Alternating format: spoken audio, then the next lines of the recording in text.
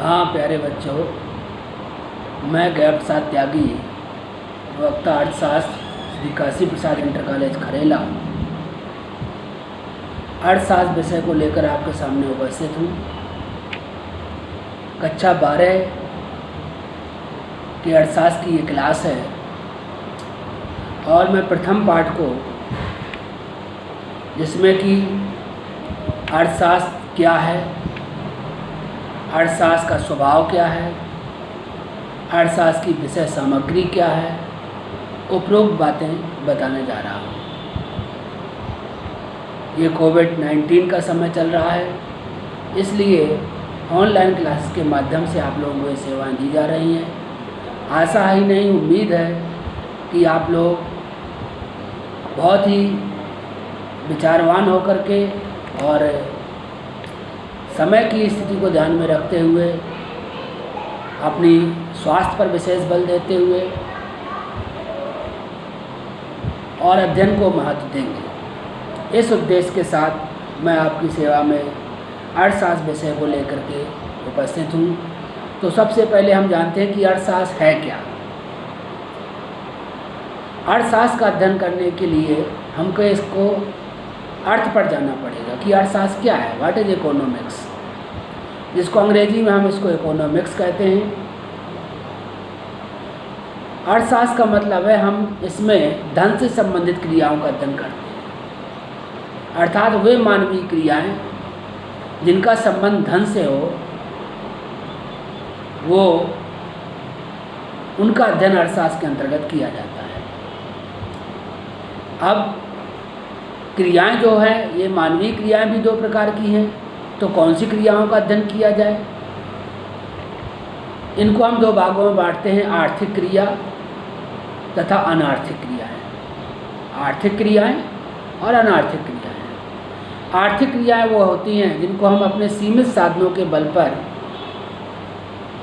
और कार्य करके धन पैदा करने की चेष्टा करते हैं, अर्थात वह कार्य जो धन उत्पत्ति के लिए किया जाए, धन प्राप्ति के लिए किया जाए, उसे हम आर्थिक क्रियाएं कहते हैं। अनार्थिक क्रियाएं वो क्रियाएं हैं जिनका उद्देश्य कार्य तो करते हैं मगर उनका उद्देश्य धन की प्राप्ति करना नहीं है, जैसे दान देना, मंदिर में पूजा करना आदि। ये कार्य हैं मगर ये धन प्राप्ति के लिए नहीं है, तो इनका अध्ययन अर्थशास्त्र में नहीं किया जाता है। अर्थशास्त्र में सिर्फ आर्थिक क्रियाओं का ही, मनुष्य की आर्थिक क्रियाओं का ही अध्ययन किया जाता है। ये तो हुआ कि अर्थशास्त्र क्या है। अब हम आगे आते हैं कि अर्थशास्त्र का स्वभाव क्या है, अर्थात स्वभाव से तात्पर्य यह हुआ कि किसी भी विषय को हम दो भागों में बांटते हैं, या तो वो विज्ञान होगा या कला होगा।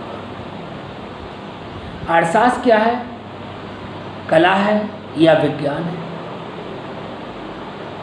जब हम इस बात पर आते हैं तो हम पाते हैं कि कला क्या है, किसी भी विषय को कलात्मक ढंग से प्रस्तुत करना, रुचिकर ढंग से प्रस्तुत करना, रुचि उत्पन्न हो, उसे कला कहते हैं। अर्थशास्त्र में भी इस प्रकार यह हम कह सकते हैं कि कला एक विज्ञान है। कला वह विज्ञान है या कला के रूप में अर्थशास्त्र हमें एक उद्देश्य की प्राप्ति के बारे में बताता है कि हम किस प्रकार से अपने उद्देश्य को प्राप्त करें। तो इसमें ऐसे अनेक अध्याय मिलेंगे जिसमें हमको ये बताया जाता है कि कोई भी उद्देश्य की प्राप्ति हम किस प्रकार से कर सकते हैं और सर्वोत्तम मार्ग क्या है। ये तो हम कह सकते हैं कि अर्थशास्त्र एक कला है। जब ये बात आती है कि अर्थशास्त्र विज्ञान है, तो हम कैसे कह सकते हैं कि अर्थशास्त्र विज्ञान है। ये जानने के लिए हमको जानना पड़ेगा विज्ञान क्या है। विज्ञान वह है जो हमें कारण और परिणाम का बोध कराता है, उसे हम विज्ञान कहते हैं।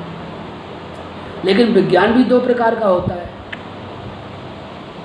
कौन कौन सा? वास्तविक विज्ञान तथा आदर्श विज्ञान। वास्तविक विज्ञान जो है वो हमें ये ज्ञान कराता है कारण और परिणाम, कि कोई चीज़ है तो उसका कारण क्या है, या है तो वो क्रिया करने पर परिणाम क्या होगा। ये वास्तविक विज्ञान है। जब हम वास्तविक विज्ञान पर जाते हैं तो हम पाते हैं कि अर्थशास्त्र में ऐसे कई नियम हैं जो ये बताते हैं कि अगर ऐसा होगा तो उसका परिणाम ये होगा। जैसे अगर किसी वस्तु की कीमत बढ़ेगी तो उसकी मांग घटेगी, परिणाम है। कीमत कम होगी, उसकी मांग बढ़ जाएगी। तो कारण और परिणाम दोनों हैं इसमें। इसलिए हम कह सकते हैं कि अर्थशास्त्र जो है वह एक वास्तविक विज्ञान है। अब आते हैं आदर्श विज्ञान है अर्थशास्त्र की नहीं है। तो हम पाते हैं कि अर्थशास्त्र में ऐसे भी चैप्टर हैं। पहले आदर्श विज्ञान समझें हम। आदर्श विज्ञान क्या है? आदर्श विज्ञान कहा जाता है जो हमें क्या होना चाहिए का भाव देता है। तो हमें ऐसे तमाम बातें अर्थशास्त्र में पढ़ने को मिलती हैं कि ऐसा होना चाहिए, इससे हमारी अर्थव्यवस्था सही हो जाएगी। इस प्रकार का अगर हम कदम उठाते हैं तो हमारी अर्थव्यवस्था सही हो जाएगी। तो क्या होना चाहिए का ज्ञान कराता है। तो अर्थशास्त्र एक वास्तविक विज्ञान के रूप साथ साथ आदर्श विज्ञान भी है। अब निचोड़ क्या निकलता है कि फिर तो क्या हुआ, अर्थशास्त्र कला है या अर्थशास्त्र विज्ञान है? तो हम इस निष्कर्ष पर पहुंचते हैं कि अर्थशास्त्र दोनों ही है। अर्थशास्त्र एक कला भी है और कला के साथ साथ अर्थशास्त्र एक विज्ञान भी है। इस प्रकार ये सिद्ध होता है कि अर्थशास्त्र का स्वभाव, अर्थशास्त्र की प्रकृति, ये आपको जानकारी होगी कि अर्थशास्त्र का स्वभाव क्या है। अर्थशास्त्र कला होने के साथ साथ एक विज्ञान भी है। इसमें आप लोगों को बताया गया कि विज्ञान क्या है, कला क्या है, विज्ञान के रूप कौन से हैं, ये जानकारी आपको दी गई। नेक्स्ट चलते हैं कि अर्थशास्त्र की विषय सामग्री क्या है। इसकी विषय सामग्री के अंदर हर विषय की एक विषय सामग्री होती है कि इस विषय में हम क्या पढ़ें, क्या जानें, क्या इस विषय में बताया जाएगा। जब हम अर्थशास्त्र की विषय सामग्री के बारे में आते हैं तो हम पाते हैं कि अर्थशास्त्र की विषय सामग्री को अगर हमें जानना है तो विद्वानों में मतभेद हैं, अर्थशास्त्रियों में मतभेद हैं। कुछ परंपरागत अर्थशास्त्री कहते हैं कि अर्थशास्त्र की विषय सामग्री को 5 भागों में बांटा गया। उपभोग, उत्पादन, विनिमय, वितरण, राजस्व। अर्थात मनुष्य सारी क्रियाएं उपभोग के लिए ही करता है और जब उपभोग उसे करना होगा तो वस्तुओं का उत्पादन करेगा। उत्पादन करने के बाद जो वस्तु उसके प्रयोग में आएगी उसका वो प्रयोग करेगा, शेष बची वस्तु का विनिमय करेगा, एक्सचेंज करेगा। तो उपभोग हो गया, उत्पादन हो गया, विनिमय हो गया। और इसके बाद उत्पादन करने में जिन उत्पादन के साधनों का सहयोग लेंगे उनका पारिश्रमिक देना पड़ेगा, तो वितरण करना पड़ेगा उसका, और उससे वितरण से राजस्व की प्राप्ति होगी। इस प्रकार हम कह सकते हैं परंपरागत विद्वानों के अनुसार कि अर्थशास्त्र की विषय सामग्री को 5 भागों में बांटा गया है। उपभोग, उत्पादन, विनिमय, वितरण, राजस्व। अब आते हैं आधुनिक अर्थशास्त्री क्या कहते हैं। इनके अनुसार अर्थशास्त्र की अगर हमें विषय सामग्री को जानना है तो अर्थशास्त्र की विषय सामग्री के लिए हमको यह ध्यान देना होगा कि अर्थशास्त्र के 2 रूप हैं, व्यष्टि अर्थशास्त्र और समष्टि अर्थशास्त्र। यही अर्थशास्त्र की विषय सामग्री है आधुनिक विद्वानों के अनुसार।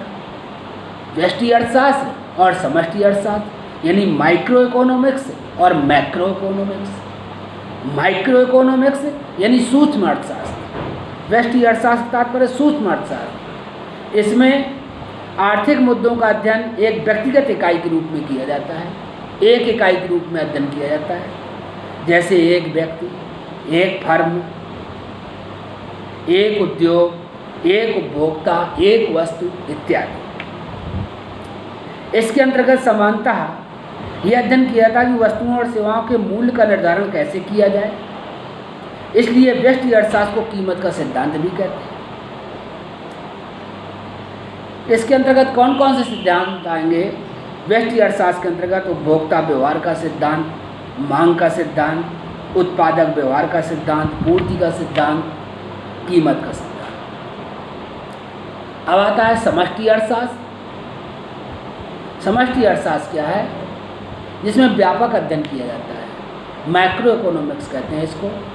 समष्टि अर्थशास्त्र में आर्थिक मुद्दों का अध्ययन संपूर्ण अर्थव्यवस्था को ध्यान में रखकर किया जाता है। संपूर्ण शब्द लगा हुआ है यहाँ पर, होल इकोनॉमी का अध्ययन किया जाता है। इसके अंतर्गत समग्रों का अध्ययन किया जाता है, जैसे पूरी अर्थव्यवस्था को समझने में, जो पूरी अर्थव्यवस्था को समझने में सहायक होती है। समष्टि अर्थशास्त्र के अंतर्गत निम्न महत्वपूर्ण सिद्धांतों का अध्ययन किया जाता है, जैसे अर्थव्यवस्था में संतुलन का सिद्धांत, अर्थव्यवस्था में असंतुलन का सिद्धांत, समग्र मांग एवं पूर्ति का सिद्धांत, राष्ट्रीय आय। ये ऐसी चीज़ें हैं जो विस्तृत हैं, विस्तार से हैं, अर्थात समग्रता का इसमें अध्ययन होगा। ये हो जाता है समष्टि अर्थशास्त्र। तो इस प्रकार से आप लोगों ने विषय सामग्री भी जानी कि विषय सामग्री क्या है। विषय सामग्री का मतलब हो गया कि हम इसको दो विद्वानों के आधार पर कहेंगे। दो विद्वान का मतलब है परंपरागत अर्थशास्त्रियों के अनुसार और नवीन अर्थशास्त्रियों के अनुसार। तो आप लोगों ने जान चुके हैं कि परंपरागत अर्थशास्त्रियों के अनुसार वही उपभोग, उत्पादन, विनिमय, वितरण, राजस्व 5 भागों में बांटा गया है।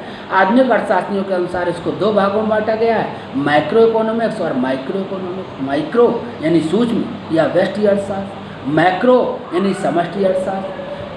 माइक्रो में हम एक व्यक्ति, एक वस्तु, एक इकाई को लेकर अध्ययन करते हैं, और समष्टि अर्थशास्त्र में हम समग्रता का अध्ययन करते हैं, संपूर्ण अर्थव्यवस्था का अध्ययन करते हैं। तो ये आज आप लोगों के लिए पता चला कि अर्थशास्त्र क्या है, अर्थशास्त्र की प्रकृति क्या है और अर्थशास्त्र की विषय सामग्री क्या है। आशा ही नहीं, हमें उम्मीद है कि आप लोग इसका ज़रूर लाभ उठाएंगे और साथ स्वास्थ्य का भी ध्यान रखेंगे। धन्यवाद।